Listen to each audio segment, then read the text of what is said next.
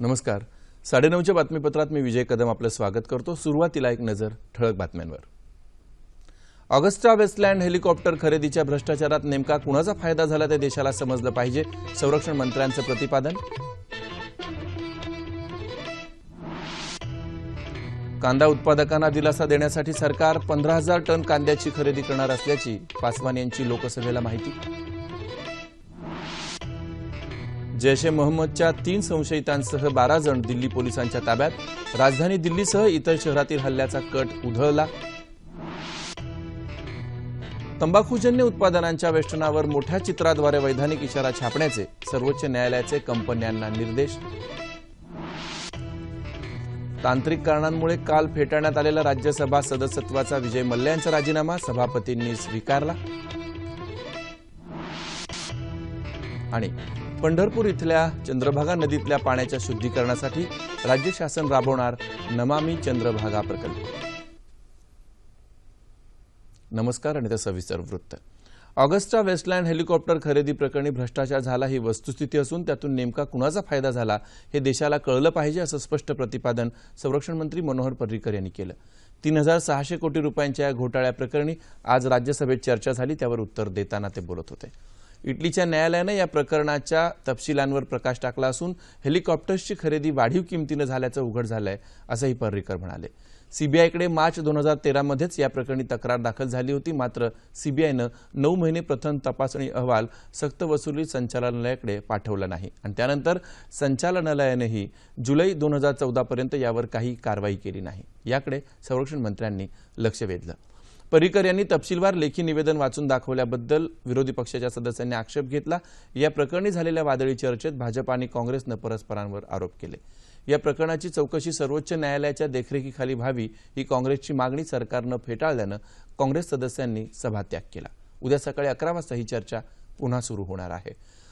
कांद्याच्या भरघोस उत्पादनामुळे किमती घसरल्यानं अडचणीत आलेल्या कांदा उत्पादकांना मदत करण्याकरता केंद्र सरकार 15,000 टन कांदा खरेदी करणार आहे. अन्न आणि नागरी पुरवठा मंत्री रामविलास पासवान यांनी आज लोकसभेत ही माहिती दिली. त्याअंतर्गत नाशिकमध्ये खरेदीला आधीच सुरुवात झाली असून राजस्थानसह सर्वच कांदा उत्पादक राज्यांमध्ये केंद्र सरकारनं पथकं पाठवल्याचं त्यांनी सांगितलं. देशात केरळमध्ये मे अखेर किंवा जूनच्या सुरुवातीला मान्सूनचं आगमन होण्याची शक्यता असल्याची माहिती विज्ञान आणि तंत्रज्ञान मंत्री हर्षवर्धन यांनी लोकसभेत एका लेखी उत्तरात दिली. केंद्रीय मंत्रालयात अल्पसंख्याकांच्या भरतीत वाढ झाल्याची माहितीही आज लोकसभेत देण्यात आली.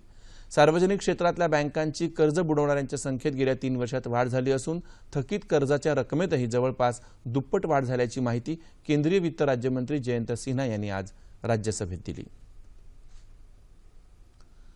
दिल्ली पोलिसांनी आज 12 संशयित दहशतवाद्यांना ताब्यात घेतलं आहे. यापैकी 3 जण जैश-ए-मोहम्मद या दहशतवादी संघटनेशी संबंधित असल्याचा संशय आहे. या तिघांना 10 दिवसांची पोलीस कोठडी देण्यात आली आहे. राजधानी दिल्लीसह इतर शहरात हल्ला घडवून आणण्याचा या सर्वांचा कट होता. या संशयितांकडून स्फोटकांचा मोठा साठा जप्त करण्यात आला आहे. पूर्व दिल्लीतल्या गोकुळपुरी भागात स्फोटकं बनवण्याचा प्रयत्न करणाऱ्या दोघांना दिल्ली पोलिसांच्या दहशतवाद विरोधी पथकाच्या विशेष विभागानं काल ताब्यात घेतलं. त्यांच्या चौकशी दरम्यान इतरांची नावं उघड झाल्यानंतर दिल्ली आणि लगतच्या राज्यांमध्ये रात्रभर छापे घालून या सर्वांना ताब्यात घेण्यात आल्याची माहिती वरिष्ठ पोलीस अधिकाऱ्यांनी दिली. 9 जणांची चौकशी चालू आहे. दिल्ली पोलीस आणि केंद्रीय गुप्तचर विभाग यांच्या संयुक्त कारवाईत घालण्यात येणाऱ्या छाप्याअंतर्गत ही कारवाई करण्यात आली. येत्या 24 तासात दिल्ली आणि उत्तर प्रदेशात विशेष विभाग आणखीही छापे घालण्याची शक्यता आहे. दरम्यान केंद्रीय गृहराज्यमंत्री किरेन रिजिजू यांनी दिल्ली पोलिसांच्या या प्रयत्नांची प्रशंसा केली आहे.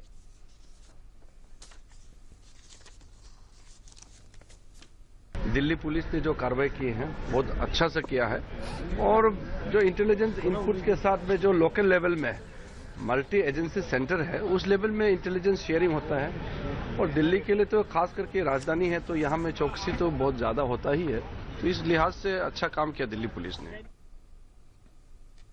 सिगरेटसह अन्य तंबाखूजन्य उत्पादनांच्या वेष्टनावर मोठ्या आकाराच्या चित्राच्या माध्यमातून वैधानिक इशारा प्रदर्शित करण्याचे निर्देश आज सर्वोच्च न्यायालयानं तंबाखूजन्य पदार्थ उत्पादक कंपन्यांना दिलेत. केंद्र सरकारनं या उत्पादनांच्या वेष्टनाच्या 85% भागावर वैधानिक इशारा छापण्याचे आदेश कंपन्यांना दिले होते. त्या आदेशाविरोधात कंपन्यांनी सर्वोच्च न्यायालयात दाद मागितली होती. उत्तराखंड विधानसभेत न्यायालयाच्या देखरेखीखाली बहुमत सिद्ध करण्याची व्यवहार्यता पडताळून पाहण्यासाठी सर्वोच्च न्यायालयानं आज केंद्र सरकारला 6 मे पर्यंत वेळ दिला. सरकारकडून आपल्याला या संदर्भात सूचना मिळालेल्या नाहीत असं महाधिवक्ता मुकुल रोहतगी यांनी न्यायालयाला सांगितल्यानंतर न्यायालयानं ही वेळ वाढवून दिली. आपल्या सूचनेवर महाधिवक्त्यांनी 6 मे रोजी बाजू स्पष्ट केली नाही तरीही यावरची सुनावणी त्या दिवशी घेतली जाईल हे सुद्धा न्यायालयानं स्पष्ट केलंय.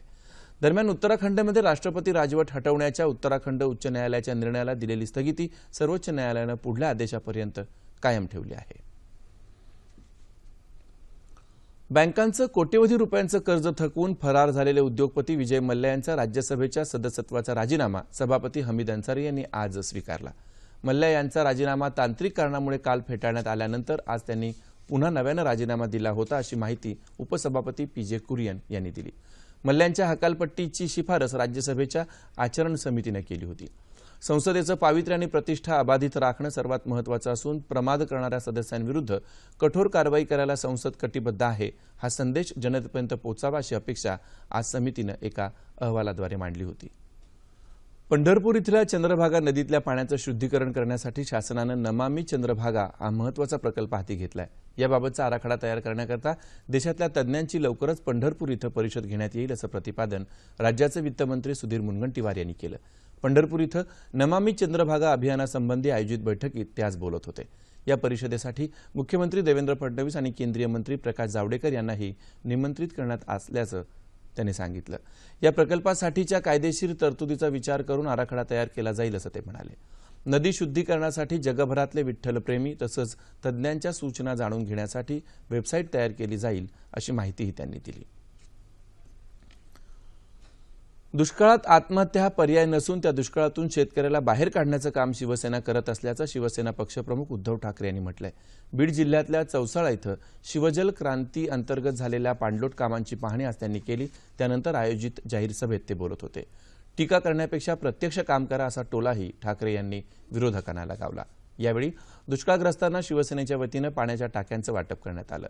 राज्य सरकारनं शेतकऱ्यांच्या कर्जावरचं व्याज माफ केलं ही चांगली गोष्ट आहे, पण सध्याच्या परिस्थितीत अपवाद म्हणून केंद्र आणि राज्य सरकारनं शेतकऱ्यांना कर्जमुक्तही करावं अशी मागणी शिवसेना पक्षप्रमुख उद्धव ठाकरे यांनी केली. लातूर इथं शिवसेनेच्या वतीनं आज 50 टँकर आणि 3000 लिटरच्या 100 टाक्यांचं लोकार्पण ठाकरे यांच्या उपस्थितीत करण्यात आलं. त्यावेळी आयोजित सभेत ते बोलत होते. त्यानंतर ठाकरे यांनी उस्मानाबाद जिल्ह्यातल्या दुष्काळग्रस्त भागाचीही पाहणी केली. यावेळी परंडा तालुक्यातल्या भांडगाव इथं शिवजल क्रांती योजनेअंतर्गत करण्यात आलेल्या जलसंधारणाच्या विविध कामांचं लोकार्पण त्यांनी केलं. त्यानंतर पिण्याच्या पाण्यासाठी 500 सिंटेक्स टाक्यांचं वितरण तसंच जनावरांसाठी 100 सिमेंटच्या हौदांचं वाटपही त्यांच्या हस्ते झालं. आत्महत्याग्रस्त शेतकऱ्यांच्या ज्या मुलांना जिल्हा शिवसेनेच्या वतीनं दत्तक घेण्यात आलं आहे त्यांना यावेळी शैक्षणिक साहित्याचं वाटप करण्यात आलं.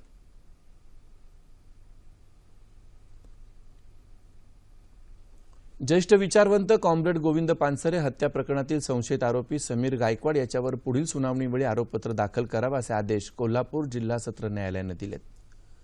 आज झालेल्या सुनावणी दरम्यान पानसरे यांच्यावर झालेल्या गोळीबारातल्या 5 रिकाम्या पुंगळ्या आणि त्यांच्या शरीरातून मिळालेली पुंगळी यांची तपासणी फॉरेन्सिक लॅबमध्ये करण्याकरता स्कॉटलंड यार्ड पोलिसांकडे पाठवण्यालाही न्यायालयानं परवानगी दिली.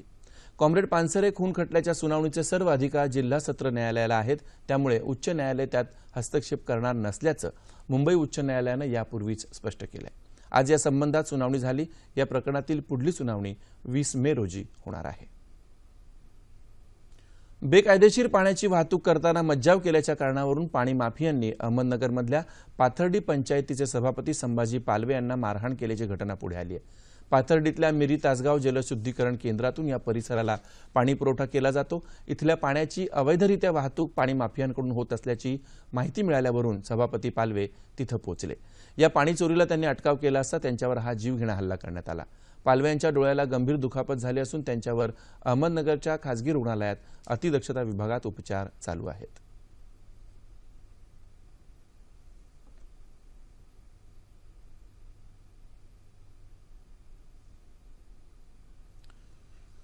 विद्यार्थ्यांच्या करिअरला योग्य दिशा मिळावी या दृष्टीनं 10वीच्या परीक्षेनंतर अभ्यासक्रम निवडीचा निर्णय अत्यंत महत्त्वाचा ठरतो. यासाठीच राज्याच्या शालेय शिक्षण विभागानं विद्यार्थ्यांना उपयुक्त ठरेल असं महाकरिअरमित्र.in हे संकेतस्थळ सुरू केलं आहे. 10वीची परीक्षा म्हणजेच शालेय शिक्षण संपवून आपलं करिअर घडवण्याच्या दिशेने पाऊल टाकतानाचा अत्यंत महत्त्वाचा टप्पा. कारण 10वीच्या निकालानंतर निवडलेला शैक्षणिक शाखेचा पर्याय विद्यार्थ्यांच्या करिअरची दिशा ठरवण्यास परिणामकारक ठरत असतो. म्हणूनच तर 10वी नंतर काय या प्रश्नानं विद्यार्थी आणि पालक चिंतेत असतात. मात्र त्याचा सर्वाधिक ताण येतो तो विद्यार्थ्यांनाच. मात्र मुलांचं करिअर निवडताना त्यांची इच्छा आवड लक्षात घेणं, त्या दृष्टीनं अभ्यासक्रम निवडण्यासाठी त्यांना मार्गदर्शन करणं, याऐवजी आईवडिलांची इच्छा पूर्ण करण्यासाठी, सहजपणे नोकरी मिळावी यासाठी, इतरांच्या यशाचं अनुकरण करण्यासाठी अभ्यासक्रम निवडणं ही आपल्याकडची सर्वसाधारण शिक्षण संस्कृती. त्यामुळेच तर करिअरच्या मध्यावर अनेकांना आपण याऐवजी ते शिकलो असतो तर, किंवा आपल्यातील कलाकौशल्याला वाव देणारं शिक्षण घेतलं असतं तर अधिक यशस्वी वा समाधानी झालो असतो असं वाटू लागतं. हे टाळायचं असेल तर करिअर निवडीच्या पहिल्याच टप्प्यावर विद्यार्थ्यांची आवड, त्यांचा कल पाहून तसा अभ्यासक्रम निवडण्यासाठी त्यांना प्रोत्साहन देण्याची आणि त्यासाठी त्यांना आवश्यक मार्गदर्शक करणं हे गरजेचं आहे.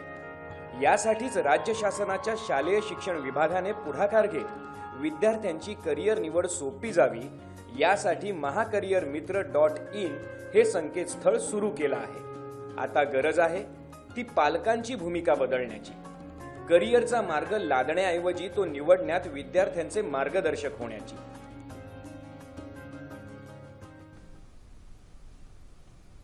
विद्यार्थ्यांच्या 10वी नंतरच्या करिअर निवडीचा मार्ग सोपा करण्यासाठी राज्याच्या शालेय शिक्षण विभागानं महाकरिअरमित्र.in हे संकेतस्थळ आणि दूरध्वनीच्या माध्यमातून महाकरिअर ही हेल्पलाईन या सेवा सुरू केल्या. याविषयी अधिक माहिती देण्यासाठी व्यवसाय मार्गदर्शन तसंच निवड संस्थेच्या समुपदेशक दीपाली दिवेकर आल्यात. नमस्कार. नमस्कार. नमस्कार. ही 10वीच्या मुलांसाठीची कल चाचणी नेमकी कशी घेतली गेली ते आधी सांगा. बरं. कल चाचणीद्वारे करिअर मार्गदर्शन ही माननीय शिक्षण मंत्री महोदयांची संकल्पना आहे. साधारणपणे सप्टेंबर 2015ला आमच्या संस्थेवर म्हणजे व्यवसाय मार्गदर्शन आणि निवड संस्था मुंबईवर त्यांनी ही कल चाचणीची जबाबदारी सोपवली आणि फेब्रुवारी 2016मध्ये ऑनलाईन कल चाचणी घेण्यात आली. SSC बोर्ड आणि व्यवसाय मार्गदर्शन आणि निवड संस्था मुंबई यांच्या संयुक्त विद्यमाने ही चाचणी घेण्यात आली आणि 15,47,825 मुलांनी 17 दिवसांमध्ये ही कल चाचणी दिली. त्यानंतर 25 एप्रिल 2016 पासून ibgs.ac.in या संकेतस्थळावर विद्यार्थी आपला कल अहवाल बघू शकतात. 25 एप्रिल पासून साधारणपणे 6 लाखपेक्षा जास्त मुलांनी आतापर्यंत कल अहवाल पाहिलाय.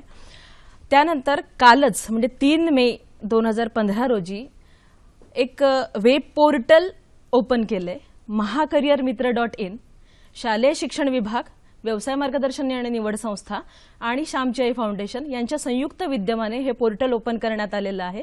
तसंच एक हेल्पलाईन क्रमांक विद्यार्थ्यांच्या मदतीसाठी आहे. त्याचा नंबर 8275-101 असा आहे, ज्या नंबरवर मुलं पुढील मार्गदर्शनासाठी संपर्क साधू शकतात.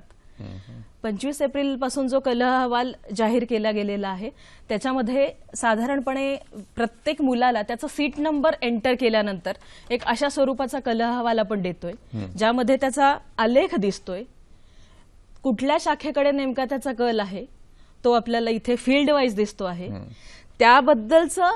त्याबद्दलची माहिती इथे बाजूला दिलेली आहे. त्या 5 फील्ड मध्ये काय काय कोर्सेस येतात हो तेही सांगण्यात आले. त्यानंतर काय महत्वाच्या बाबी आहेत त्याही दिलेल्या आहेत आणि याच्या खाली त्याचं ज्या फील्डमध्ये इन्क्लिनेशन आलेलं आहे किंवा कल त्याचा ज्या क्षेत्रात आलेला आहे त्याविषयीची माहिती आपण वेगळ्या पानावर दिलेली आहे. म्हणजे इथे दिसतंय आपल्याला की आर्ट्स ह्युमॅनिटीज मध्ये कल आहे, तर त्याच्यासाठी आपण एक ऍडिशनल त्याला पान देतोय ज्याच्यामध्ये आर्ट्स मधलं करिअर पूर्ण काय काय सर्टिफिकेट कोर्सेस पासून ते अगदी PhD लेवलच्या कोर्सेस पर्यंत काय काय आहे ते याच्यामध्ये दिलेलं आहे. अत्यंत स्वयंस्पष्ट असा अहवाल आहे.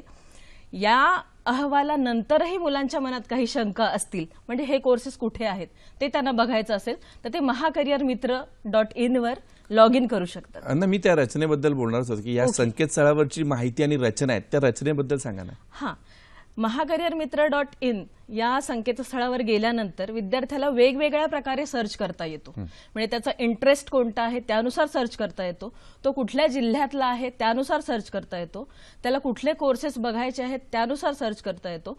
ट्रेड वाईज सर्च करता येतो. म्हणजे समजा टेक्निकल फील्ड आहे तर त्याच्यामध्ये ITI मध्ये जाता येतं, BE कोर्सेस कुठे आहेत, डिप्लोमा कोर्सेस कुठे आहेत, अशा सगळ्या प्रकारचे कोर्सेस त्याला बघायला मिळतात. आणि ते कुठे कुठे आहेत, त्याच्या जिल्ह्यात कुठे आहेत तेही, म्हणजे आजूबाजूच्या एरियात त्याला कुठे तो जवळ पर्याय प्राप्त होऊ शकतो ते त्याला बघता येतं त्याच्यामध्ये. शिवाय त्याने त्याचा सीट नंबर एंटर केल्यानंतर त्याला त्याच्या संपूर्ण फील्ड वाईज इंटरेस्टचं पिक्चर तिथे समोर येईल आणि त्याच्यावर त्याने क्लिक केल्यानंतर त्याच्यासाठी असणारे कोर्सेस असे सगळे तिथे दिसणार आहेत. या माध्यमातून ह्या कोणकोणत्या सेवा देताय तुम्ही? आणि दुसरा प्रश्न असा की लाखो विद्यार्थी जेव्हा तुमच्याकडे या माध्यमातून पोहोचणार आहेत ते त्याकरता लागणारं मनुष्यबळ पुरेसं आहे का? हो, व्यवसाय मार्गदर्शन आणि निवड संस्थेद्वारे प्रशिक्षित एकूण 539 काउन्सिलर्स ऑल ओव्हर महाराष्ट्रामध्ये आहेत, ज्यापैकी 30 काउन्सिलर हेल्पलाईनवर गायडन्स करणार आहेत, जी हेल्पलाईन पुण्यामध्ये आहे. तिथे 10 ते 7 अशा वेळेमध्ये विद्यार्थी आपले प्रश्न फोनवर विचारू शकतात. त्या व्यतिरिक्त मुंबई सकट अजून 7 विभागीय कार्यालय आहेत. मुंबई, पुणे, नाशिक, औरंगाबाद, अमरावती, नागपूर, कोल्हापूर आणि लातूर या 8 ठिकाणी आत्ताही टेस्टिंग प्रोग्राम सुरू आहे. म्हणजे या एका टेस्ट व्यतिरिक्त मुलांना आणखी काही टेस्ट करून घ्यायच्या असतील तर तो टेस्टिंग प्रोग्राम आत्ताही सर्व विभागीय कार्यालयांमध्ये सुरू आहे. शिवाय 10वीच्या निकालानंतर प्रत्यक्ष जिल्हा स्तरावर त्याला आपण मार्गदर्शन उपलब्ध करून देणार आहोत आणि प्रत्येक जिल्ह्याला त्याचं सेंटर तयार होईल आणि तिथे 539 लोक. याची फी अशी मुलांकडून घेतली जाते काही शाळांकडून? कला चाचणीची आपण कोणतीही फी मुलांना आकारलेली नाही. एखाद्या मुलाला अधिकचं काही समजा या कला चाचणीतून त्याचं समाधान नाही झालं, त्याला अजून काही जाणून घ्यायचंय तर त्याला असं भेटता येतं का? एखाद्या अशी सोय केली आहे का? हो हो, अगदी छान प्रश्न विचारला तुम्ही. कारण आम्हाला आमच्या कला चाचणीच्या रिपोर्टमधून पण असं दिसतंय की काही मुलांचा यापैकी कुठल्याही फील्डकडे फारसा कल दिसून येत नाही. तर अशा मुलांसाठी एकतर ते हेल्पलाईनवर संपर्क साधू शकतात, हा एक पर्याय.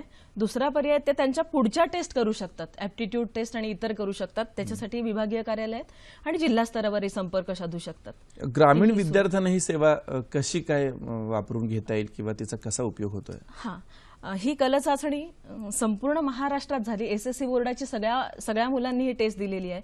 आतापर्यंत कसं होतं मागच्या वर्षीपर्यंत की फक्त ही जी मगाशी मी विभागीय कार्यालय सांगितली ती फक्त शहरांमध्ये आहेत आणि तिथे म्हणजे शासनाद्वारे ही सेवा दिली जात होती.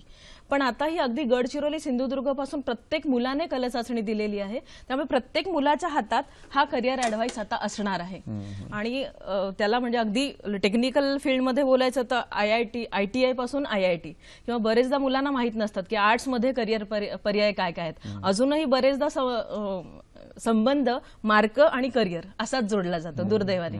तर ते रिलेशन तोडायचं आहे आणि त्याची नेमकी आवड कुठे आहे ते बघून तो त्या फील्डमध्ये जर गेला तर त्याला यश तर मिळेलच, शिवाय व्यावसायिक समाधान सुद्धा मिळेल. ह्या कला चाचणीचे रिपोर्ट्स तर आलेले आहेत, ते एकंदर तुमचं जे निरीक्षण आहे ते काय? काल काही वर्तमानपत्रामध्ये आज आलंय की फाईन आर्ट्सकडे जास्त कल आहे, नेमकं हे काय? हो, म्हणजे 5 फील्डचं जेव्हा अनालिसिस केलं तेव्हा सगळ्यात जास्त कल फाईन आर्ट्सकडे दिसून आलेला आहे. मी त्यानंतर अशीही चर्चा ऐकली की कलेला खूप ग्लॅमर असतं म्हणून मुलांचा कलेकडे ओढा दिसतोय का? तर तसं काही नाहीये. जर हा कला अहवाल व्यवस्थित वाचला तर फाईन आर्ट्सकडे असलेला कल म्हणजे नेमका कुठल्या कुठल्या गोष्टींमध्ये कल आहे त्याचं स्पष्टीकरण इथे व्यवस्थित दिलेलं आहे. म्हणजे पुन्हा या 2 गोष्टींचं कॉम्बिनेशनही आहे. म्हणजे समजा आर्ट्स आणि फाईन आर्ट्स असा कंबाईंड कल आहे तर असं मूल मास मीडियामध्ये खूप चांगल्या प्रकारे यशस्वी होऊ शकतं, जर्नलिझममध्ये चांगलं करू शकतं, ऍडव्हर्टायझिंगमध्ये चांगलं करू शकतं. फाईन आर्ट्स आणि टेक्निकल असा इंटरेस्ट आहे तर ते आर्किटेक्चर फील्डमध्ये चांगलं यशस्वी होऊ शकतं. असे सगळे पर्याय आपण या रिपोर्टमध्ये सुद्धा दिलेले आहेत. त्यामुळे ही पेजेस व्यवस्थित वाचावी प्रत्येक मुलाने, असं मी ह्या माध्यमातून नक्की आवाहन करेन. हा प्रश्न तुम्हाला आवडेल की नाही मला माहिती नाही, पण आज सर्वत्र कला चाचण्या घेतल्या जातात, त्या प्रायव्हेट सुद्धा असतात आणि बऱ्यापैकी फीस सुद्धा घेतली जाते. तर आपली विश्वासार्हता राहावी, जेव्हा शिक्षण विभागानं तुमच्याकडे काम सोपवलं निवड संस्थेकडे, तर ती विश्वासार्हता वाढावी या सगळ्या प्रायव्हेट संस्थांच्या बरोबरीनं तिचं किंवा एक पाऊल पुढे पडावं यासाठी नेमकं काय केलं? खूप बरं झालं हा प्रश्न तुम्ही विचारलात, कारण या माध्यमातून हे स्पष्टीकरण देताना मलाही खूप आनंद होतोय. मुळात व्यवसाय मार्गदर्शन आणि निवड संस्थेची जी ही मानसशास्त्रीय कसोटी आपण वापरलेली आहे तिची विश्वसनीयता खूप उत्कृष्ट आहे. म्हणजे संख्याशास्त्रीय भाषेत बोलायचं तर फील्ड वाईज 0.8 to 0.9 इतकी विश्वासार्हता आहे, जी संख्याशास्त्रीयदृष्ट्या उत्कृष्ट आहे. दुसरी गोष्ट, आतापर्यंत ह्या टेस्ट ऑफलाईन होत्या, त्या ऑनलाईन मोडमध्ये आणताना आम्ही याचा व्यवस्थित असा पायलट स्टडी केलेला आहे. म्हणजे अमेरिकन सायकोलॉजिकल असोसिएशनने जे नॉर्म्स घालून दिलेले आहेत त्याप्रमाणे सॅम्पल घेऊन ही चाचणी घेतली. ग्रामीण भागातलं सॅम्पल, शहरी भागातलं सॅम्पल, त्यानंतर शासकीय शाळा, अनुदानित शाळा, विनाअनुदानित शाळा, खाजगी शाळा, अशा सगळ्या प्रकारच्या शाळांमधलं सॅम्पल उचलून अशा प्रकारे पायलट स्टडी अगदी व्यवस्थित केला. शिवाय जवळपास 200 वेगवेगळे रिसर्च पेपर्स इथल्या युनिव्हर्सिटीमधले आणि बाहेरच्या युनिव्हर्सिटीजमधले असे अभ्यासले आणि ॲप्टिट्यूड आणि इंटरेस्ट याच्यातला नेमका सहसंबंध काय अशाही अँगलने अभ्यास केला. त्यानंतर आता प्रत्यक्ष जेव्हा कल अहवाल आला तेव्हा अनेक संस्थांनी वेगवेगळ्या टेस्ट बरोबर मॅचिंग होतंय का हेही करून बघितलं आणि सुदैवाने आतापर्यंत निगेटिव्ह रिएक्शन एकही आलेली नाही किंवा एकही मुलाने अजून असंही सांगितलेलं नाही की मला इंटरेस्ट वेगळ्याच फील्डमध्ये आणि तुम्ही माझा इंटरेस्ट वेगळ्याच फील्डमध्ये दाखवताय. तुमची माहिती ऐकत राहावीशी वाटते, कारण ती सगळ्या पालकांच्या, विद्यार्थ्यांच्या दृष्टीने उपयुक्त आहे. जाता जाता अगदी मला 1 किंवा 2 ओळीमध्ये पालकांना काय सांगाल? पालकांनी ही अहवाल जरूर वाचावा, कारण त्यातल्या काही लाईन्स आम्ही पालकांसाठी विशेष करून दिल्यात. म्हणजे आम्ही विद्यार्थ्याला असं म्हणतोय की तू पालकांशी, शिक्षकांशी, मित्रांशी चर्चा जरूर कर, पण त्यांच्या दडपणाखाली किंवा अनुकरणाने निर्णय घेऊ नको. कारण कसं असतं बरेचदा की पालकांना आपल्या ज्या इच्छा पूर्ण झाल्या नाही त्या आपल्या पाल्यांवर बरेचदा लादल्या जातात. म्हणजे मला नाही डॉक्टर होता आलं, निदान तू तरी डॉक्टर हो, असं काहीतरी असतं. तर आता हा कल अहवाल पालकांना मूल दाखवू शकतं. म्हणजे काल मंत्री महोदयांनी एका मुलीशी थोडा वार्तालाप केला, तर रिद्धी पाटील तिचं नाव, जिने हेल्पलाईनवर फोन करून उद्घाटन केलं तिचं. तर तिला जेव्हा मंत्री महोदयांनी प्रश्न विचारला तेव्हा तिने खूप सुंदर उत्तर दिलं. ती म्हणाली की हा कल अहवाल माझ्या पालकांना मी दाखवू शकते आणि सांगू शकते की बघा आता कल चाचणीमध्ये पण माझा इंटरेस्ट इथे आलेला आहे आणि मला आता या फील्डला जाऊ द्या. शासनाच्या उपक्रमामुळे खऱ्या अर्थानं मुलांना आपला कल कळेल, पालकांचा कल नसेल त्यामध्ये, अशी आशा करूया. मुलाखतीबद्दल धन्यवाद. धन्यवाद. वळूया पुढील बातम्यांकडे. परभणी जिल्ह्यात गोदावरीचं पात्र उन्हाळ्यात कोरडं पडल्यामुळे पात्रातून मोठ्या प्रमाणावर अवैध रेती उत्खनन होत आहे. त्यामुळे जिल्हा प्रशासनाकडून याविरोधात मोहीम हाती घेण्यात आली आहे. पालम तालुक्यातल्या फरकंडा आणि पूर्णा तालुक्यातल्या बानेगाव इथल्या पात्रात आज जिल्हाधिकाऱ्यांनी टाकलेल्या धाडीत 22 ट्रक, 3 जेबीसी मशीन आणि 500 ब्रासपेक्षा अधिक रेती जप्त करण्यात आली. येत्या 3 वर्षात 77 कोटी एलईडी दिव्यांचं वितरण करण्याचं केंद्र सरकारचं उद्दिष्ट आहे. त्यामुळे मोठ्या प्रमाणात ऊर्जेची बचत होऊ शकणार आहे.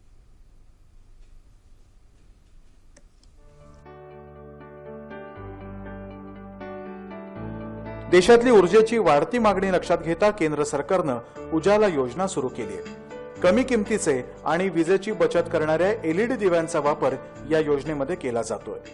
वीज वाचवा, देश वाचवा असा संदेश या निमित्त पंतप्रधानांनी दिला. विविध शहरांमध्ये एलईडी दिव्यांचा मुबलक साठा करून देशाच्या कानाकोपऱ्यामध्ये ऊर्जा संवर्धनाचा प्रयत्न या निमित्तानं सुरू झालाय. उजाला योजनेअंतर्गत आतापर्यंत 10 कोटीहून जास्त एलईडी दिव्यांचं वितरण करण्यात आलंय. त्यामुळे कोट्यवधी रुपयांची बचत होत असल्याचाही अंदाज आहे. पुढील 3 वर्षांमध्ये 77 कोटी एलईडी दिव्यांचं वितरण करण्याचं केंद्र सरकारचं उद्दिष्ट आहे. त्यामुळे वीज बिलामध्ये दरवर्षी तब्बल 5194 कोटी रुपयांची बचत होईल.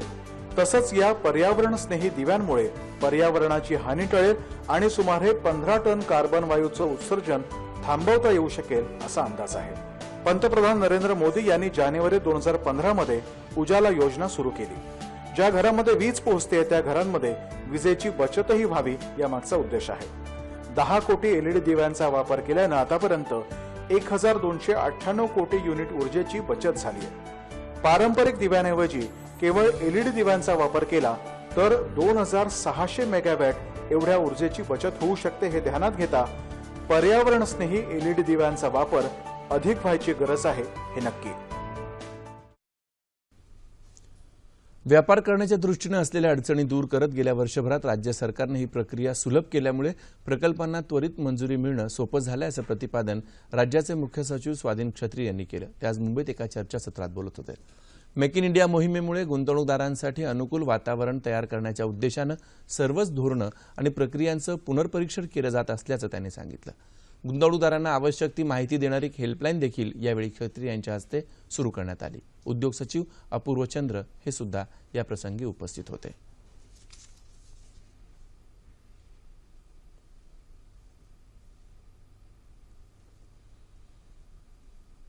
हवामान वृत्त. मध्य महाराष्ट्राच्या काही भागात कमाल तापमानात लक्षणीय वाढ झाली आहे. राज्यात परभणी इथं सर्वात जास्त 44.5 सेल्सिअस अंश तापमानाची नोंद झाली. येत्या 48 तासात मध्य महाराष्ट्र आणि मराठवाड्यात काही ठिकाणी तर विदर्भात तुरळक ठिकाणी पावसाची शक्यता हवामान खात्यानं वर्तवली आहे. तापमान अंश सेल्सिअसमध्ये मुंबई कमाल 34, किमान 26 अंश सेल्सिअस. नागपूर 42 आणि 24, पुणे 39 आणि 20, औरंगाबाद 40 आणि 26, नाशिक 39 आणि 20, कोल्हापूर 38 आणि 24, रत्नागिरी 33 आणि 25, सोलापूर 43 आणि 28 आणि अमरावती कमाल 42, किमान 27 अंश सेल्सिअस. शेवटी पुन्हा एकदा ठळक बातम्या. ऑगस्टा वेस्टलँड हेलिकॉप्टर खरेदीच्या भ्रष्टाचारात नेमका कुणाचा फायदा झाला हे देशाला कळायला हवं, संरक्षण मंत्र्यांचं प्रतिपादन. कांदा उत्पादकांना दिलासा देण्यासाठी सरकार 15,000 टन कांद्यांची खरेदी करणार असल्याची पासवान यांची लोकसभेत माहिती. जैश ए मोहम्मदच्या 3 संशयितांसह 12 जण दिल्ली पोलिसांच्या ताब्यात. राजधानी दिल्लीसह इतर शहरातील हल्ल्याचा कट उधळला. तंबाखूजन्य उत्पादनांच्या वेष्टनावर मोठ्या चित्राद्वारे वैधानिक इशारा छापण्याचे सर्वोच्च न्यायालयाचे कंपन्यांना निर्देश. तांत्रिक कारणांमुळे काल फेटाळण्यात आलेला राज्यसभा सदस्यत्वाचा विजय मल्ल्यांचा राजीनामा सभापतींनी स्वीकारला. आणि पंढरपूर इथल्या चंद्रभागा नदीतल्या पाण्याच्या शुद्धीकरणासाठी राज्य शासन राबवणार नमामि चंद्रभागा प्रकल्प.